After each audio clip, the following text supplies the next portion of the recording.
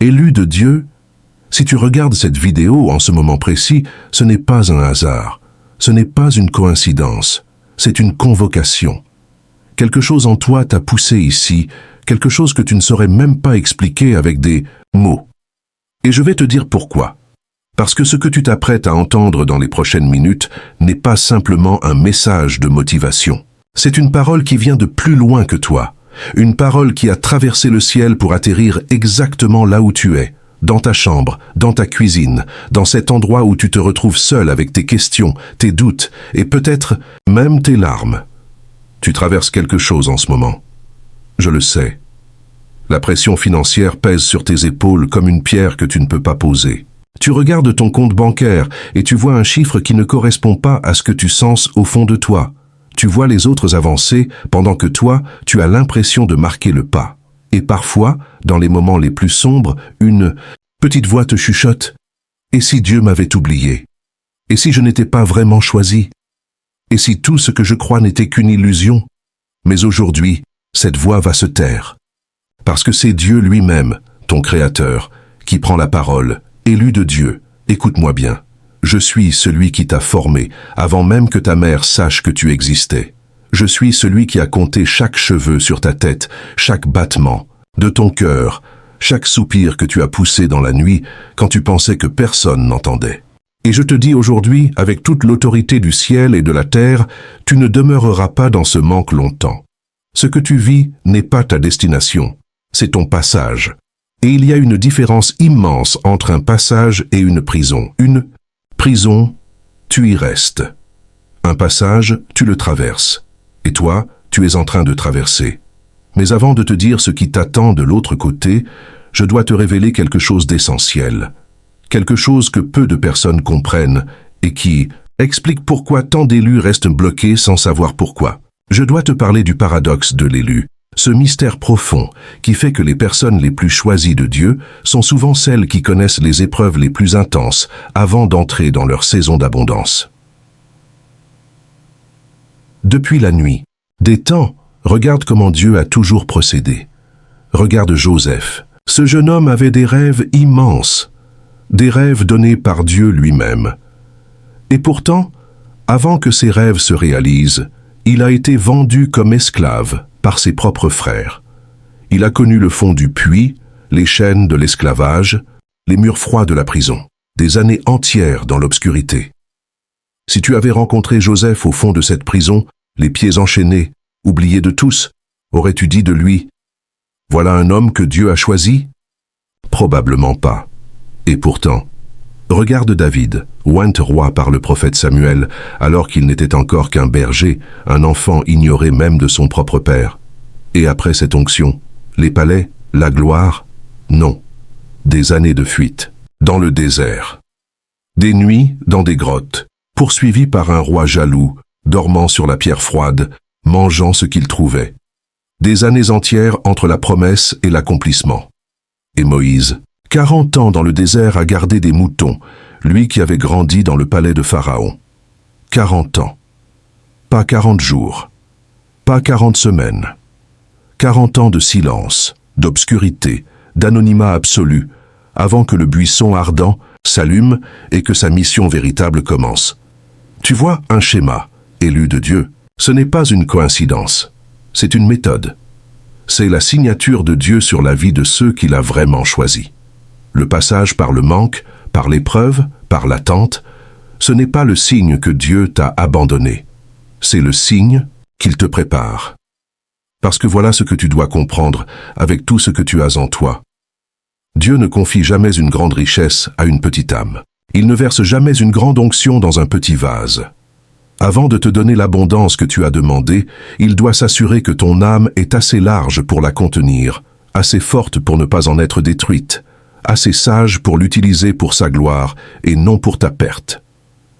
Pense-y un instant. Combien de personnes as-tu vu recevoir de l'argent rapidement, sans être préparées, et se perdre? Combien de gens ont eu la richesse avant la sagesse et ont tout perdu, ou pire, ont perdu leur âme dans le processus? La richesse sans préparation n'est pas une bénédiction, C'est une calamité déguisée en cadeau, et Dieu t'aime trop pour te faire ça. Alors il prend le temps, il sculpte, il forge, il affine. Comme l'or qu'on passe au feu, non pas pour le détruire, mais pour en extraire toutes les impuretés et le rendre pur, brillant, précieux. Et plus l'or est précieux, plus il passe du temps dans le feu. Élu de Dieu, est-ce que tu commences à comprendre pourquoi le feu a brûlé si longtemps dans ta vie? Mais maintenant, parlons d'autre chose. Parlons des blocages. Parce que je veux que tu sois honnête avec toi-même, profondément honnête. Il y a des épreuves que Dieu envoie pour te former, et il y a des retards que toi, involontairement, tu entretiens. Les deux coexistent dans la vie de beaucoup d'élus. Et confondre les deux est l'une des plus grandes erreurs spirituelles qui soit. Le premier blocage, et peut-être le plus puissant, c'est le blocage de l'identité. Beaucoup d'élus de Dieu ont accepté dans leur cœur une image d'eux-mêmes qui ne correspond pas à ce que Dieu a dit d'eux. Des années de pauvreté, des années de rejet, des années de manque, et peu à peu, ces expériences ont gravé dans ton inconscient une conviction profonde. Je suis quelqu'un qui manque. Je suis quelqu'un à qui les choses n'arrivent pas. L'abondance, c'est pour les autres. Et le problème avec cette conviction, c'est qu'elle est invisible. Tu ne la vois pas. Tu ne l'entends pas comme une pensée consciente. Elle fonctionne en dessous, comme un programme caché dans un ordinateur. Et chaque fois que Dieu t'envoie une opportunité, ce programme invisible la sabote. Chaque fois qu'une porte s'ouvre, quelque chose en toi trouve une raison de ne pas franchir le seuil. Chaque fois qu'une idée brillante naît dans ton esprit, une voix intérieure dit immédiatement « Qui tu crois être pour réussir ça ?» Ce n'est pas humilité, ce n'est pas sagesse, c'est un mensonge habillé en modestie, et il te coûte des années de bénédiction retardées. Élu de Dieu, Dieu ne t'a pas créé pour que tu te rapetisses, il t'a créé à son image. Et son image n'est pas une image de manque, de limitation et de médiocrité. Son image est une image de gloire, de puissance et d'abondance. Et tant que tu n'auras pas accepté cette vérité dans les couches les plus profondes de ton être, tu continueras à te tenir à la porte de ta bénédiction sans entrer. Le deuxième, blocage est spirituel, et il est plus subtil encore. C'est le blocage de l'impatience spirituelle. Beaucoup d'élus, après avoir entendu les promesses de Dieu, commettent l'erreur d'Abraham et de Sarah. Ils entendent la promesse, ils y croient, sincèrement, et puis l'attente s'étire. Elle s'étire tellement qu'ils décident de prendre les choses en main.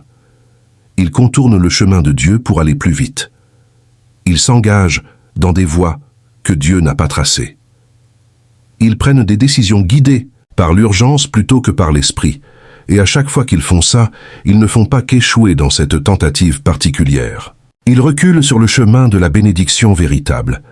Parce que les raccourcis que Satan propose sont toujours des pièges enveloppés dans du papier cadeau. Ils semblent rapides, ils semblent logiques, mais ils t'éloignent de là où Dieu veut t'amener. L'impatience a retardé des destinées qui auraient pu s'accomplir en 5 ans de 10, 20 ans. Et la question que Dieu te pose aujourd'hui est simple. Est-ce que tu peux lui faire confiance dans le processus? Non pas confiance dans le résultat, tu y crois. Confiance dans le comment. Confiance dans le quand. Confiance dans le fait que son chemin, même s'il semble plus long, est le seul qui mène vraiment où il a promis de t'amener. Le troisième blocage est peut-être le plus douloureux à entendre. Et je te demande de ne pas te refermer, mais de rester ouvert, parce que cette vérité peut changer ta vie. C'est le blocage des relations et de l'environnement. Élu de Dieu, écoute ceci. Tu ne peux pas voler comme un aigle si tu passes tout ton temps à marcher avec des poulets. Pas parce que tu es supérieur aux autres, mais parce que chaque être humain est profondément influencé par son environnement, bien plus qu'il ne le pense. Les gens qui t'entourent, que te disent-ils? Quand tu partages un rêve, est-ce qu'ils t'élèvent ou est-ce qu'ils t'écrasent avec leur peur? Est-ce qu'il y a des personnes dans ta vie qui inconsciemment bénéficient de ton manque? Des personnes qui ont besoin que tu restes petit pour se sentir à l'aise? Des liens qui drainent ton énergie, ta foi, ta vision? Ce n'est pas une question de rejet. Ce n'est pas une question d'arrogance. C'est une question de discernement. Dieu dit dans sa parole de ne pas se lier à égal joug avec ceux qui marchent dans la direction opposée. Et parfois, la bénédiction qui t'est destinée est bloquée non pas parce que tu manques de foi, mais parce que la foi que tu bâtis, le jour est détruite la nuit par les paroles et l'énergie de ceux qui t'entourent. Demande à Dieu aujourd'hui de te montrer clairement qui doit rester dans ta vie, qui doit t'en sortir, et qui il veut t'y faire entrer. Parce que quand Dieu est prêt à t'élever, il commence souvent par transformer ton environnement. Et maintenant, élu de Dieu, je veux te parler de quelque chose que peu de gens osent dire. Je veux te parler de ce moment charnière que beaucoup d'élus ont vécu et que peut-être tu vis en ce moment même. C'est le moment juste avant la percée. Le moment le plus noir, le moment qui précède immédiatement l'aube. Il y a une loi spirituelle que le ciel connaît et que la terre comprend rarement. Plus la nuit est profonde, plus l'aube qui vient est éclatante. Les ténèbres les plus épaisses ne sont pas le signe que la lumière ne viendra jamais, ce sont le signe qu'elle est imminente. Et les élus qui lâchent à ce moment-là, juste avant que tout change, sont les tragédies les plus grandes de l'histoire spirituelle. Joseph était en prison. Et puis, en un seul jour, tout a changé. David était dans le désert. Et puis, son ennemi est mort, et la prophétie faite des années plus tôt s'est accomplie d'un coup. La femme de la Bible cherchait sa pièce perdue, et elle l'a trouvée. Pas dans un an, pas dans un mois, dans la même journée où elle a cherché avec assez d'ardeur. Élue de Dieu. Et si ta pièce perdue était sur le point d'être retrouvée? Et si la prison dans laquelle tu te trouves en ce moment était sur le point de s'ouvrir? Et si le seul danger réel qui existe pour toi en ce moment était de baisser les bras 24 heures trop tôt? Je veux te faire une révélation maintenant. Une révélation que Dieu place dans ce message pour toi spécifiquement. Les projets que Dieu a pour toi ne sont pas des projets de malheur. Je sais que parfois, quand tu regardes ta situation, il est facile de penser que Dieu s'est trompé, que les promesses que tu as reçues ne s'appliqueront pas à ton cas, que tu es l'exception à la règle. Mais je te dis, avec toute la force de ce message, tu n'es pas l'exception. Tu es au contraire l'exemple vivant de ce que Dieu peut faire avec quelqu'un qui ne lâche pas. Les projets de Dieu pour toi incluent une prospérité qui dépasse ce que tu as imaginé. Une prospérité qui n'est pas juste de l'argent, même si l'argent en fait partie, et ne laisse personne te dire que Dieu ne veut pas te bénir financièrement, parce que c'est un mensonge religieux qui maintient les élus dans la misère pendant que les méchants festoient. La prospérité de Dieu, c'est la santé, la paix, la famille restaurée, les projets accomplis, l'influence donnée, les portes ouvertes, la faveur devant des hommes et des femmes que tu n'aurais jamais pu approcher par ta propre force. Et tout cela est en route vers toi. Pas parce que tu le mérites parfaitement, mais parce que Dieu est fidèle à sa parole et qu'il a dit des choses sur ta vie qu'il n'a pas l'intention de laisser sans accomplissement. Alors que dois-tu faire maintenant, concrètement? Comment est-ce que tu te positionnes pour recevoir ce qui est en route? La première chose, et c'est la plus difficile, c'est de décider de croire avant de voir. Non pas après que l'épreuve arrive, avant. C'est ça, la foi. Et c'est pour ça que la foi est si rare et si puissante, parce qu'elle va à l'encontre de tout ce que nos sens nous disent. Tes yeux voient le manque. Décide que ton cœur voit l'abondance. Pas dans un déni de la réalité, mais dans une conscience aiguë que la réalité visible n'est pas la réalité finale. La deuxième chose, c'est d'agir comme si. Agir comme quelqu'un qui croit vraiment à ce qu'il dit croire. Si tu crois vraiment que Dieu va te bénir, comment est-ce que tu te prépares? Est-ce que tu travailles sur ta vision? Est-ce que tu développes tes compétences? Est-ce que tu construis quelque chose, même petit, même imparfait? Parce que la foi sans les œuvres est morte. Ce n'est pas moi qui le dis, c'est l'Écriture. Et Dieu ne peut pas multiplier ce que tu n'as pas commencé à construire. La troisième chose, c'est de parler différemment. Les paroles ont un pouvoir que la plupart des gens sous-estiment, tragiquement. Quand on te demande comment tu vas, et que tu réponds automatiquement ça va difficilement, tu proclames sur ta vie ce que tu veux fuir. Commence aujourd'hui à parler de ta vie telle qu'elle sera, pas telle qu'elle est. Dis, je suis en transition vers l'abondance, je suis dans ma saison de préparation, ma percée est imminente. Ces paroles ne sont pas du déni, elles sont de la prophétie, elles sont de la construction, elles façonnent ton futur en ce moment même. Et la dernière chose, et c'est peut-être la plus importante, c'est de rester dans la présence de Dieu. Pas pour lui réciter des listes de demandes, pas pour le supplier en pleurant, même si les larmes ont leur place, mais pour le connaître, pour développer une intimité réelle avec celui qui a créé l'univers entier et qui, malgré ça, connaît ton nom, compte tes larmes et garde tes prières dans des coupes d'or devant son trône. Parce que voilà le secret que les élus qui entrent dans leur abondance ont tous compris.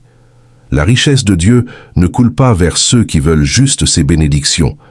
Elle coule vers ceux qui le veulent, lui. Quand tu le cherches vraiment, quand tu le mets au centre non pas comme un distributeur automatique, mais comme ton Père, ton Créateur, ton ami. Alors les bénédictions cessent d'être un objectif et deviennent une conséquence naturelle de qui tu es en lui. Élu de Dieu. Tu as entendu ce message aujourd'hui. Et maintenant, je vais te demander de faire quelque chose d'important. Je vais te demander de prendre 30 secondes, juste 30 secondes, pour fermer les yeux là où tu es, et de dire à voix haute, pas dans ta tête, mais à voix haute, parce que tes oreilles ont besoin d'entendre ce que ta bouche proclame. Dis ces mots. Je ne suis pas abandonné. Je suis en préparation. Mon manque n'est pas ma destination, c'est mon passage. Dieu est fidèle, et ce qu'il a commencé dans ma vie, il va l'achever. Je ne lâche pas, je ne capitule pas, je ne me résigne pas. L'abondance qui m'est destinée est en route, et rien ni personne ne peut l'arrêter. Ces mots que tu viens de prononcer ne sont pas des mots vides, ils sont une déclaration spirituelle, ils ont été entendus, et ils ont été enregistrés. Je terminerai par ceci. Imagine-toi dans 10 ans. Tu es assis quelque part, dans un endroit beau, paisible, abondant. Tu regardes en arrière sur cette période que tu traverses en ce moment. Et tu vois avec une clarté absolue comment chaque épreuve était nécessaire, comment chaque attente avait un sens, comment chaque douleur était en train de te sculpter en la personne capable de porter ce que tu portes maintenant avec grâce et avec gratitude. Et dans cet avenir-là, tu es reconnaissant. Reconnaissant non seulement pour la bénédiction, mais pour le chemin. Parce que c'est le chemin qui a fait de toi ce que tu es. C'est le désert qui a formé Moïse. C'est la prison qui a préparé Joseph. C'est la grotte qui a mûri David.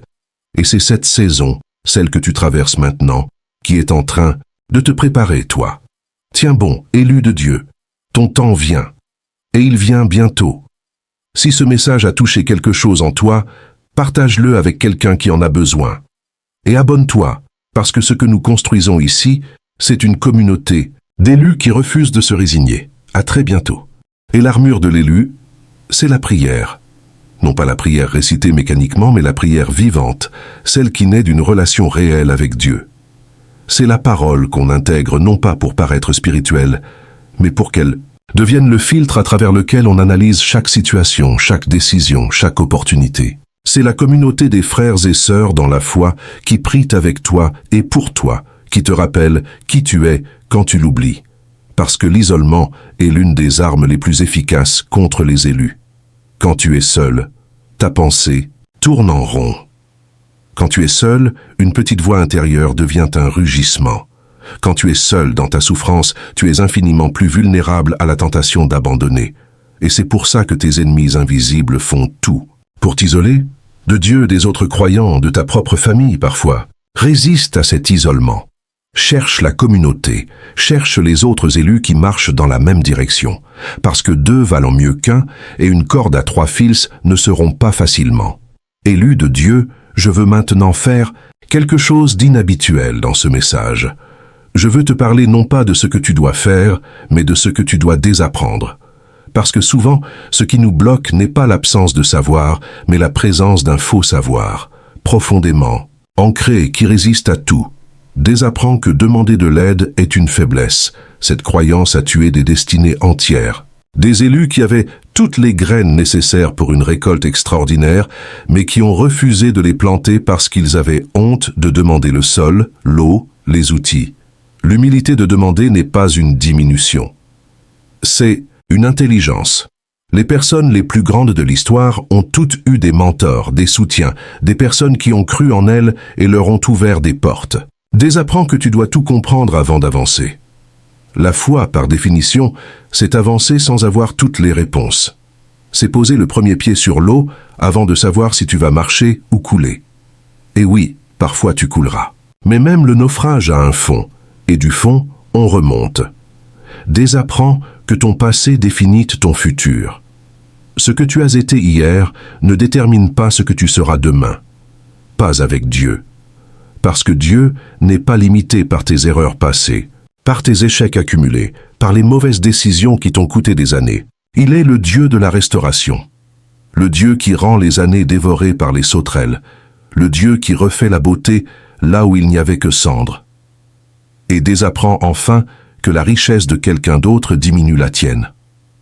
L'abondance de Dieu n'est pas un gâteau limité dont chaque part prise par quelqu'un d'autre te laisse moins. Elle est infinie. Et quand tu réussis à cesser de regarder ce que les autres ont pour te concentrer sur ce que Dieu a préparé pour toi, quelque chose se libère dans ton esprit, une énergie créatrice, une clarté de vision, une motivation authentique, qui ne dépend pas de la concurrence, mais de la vocation.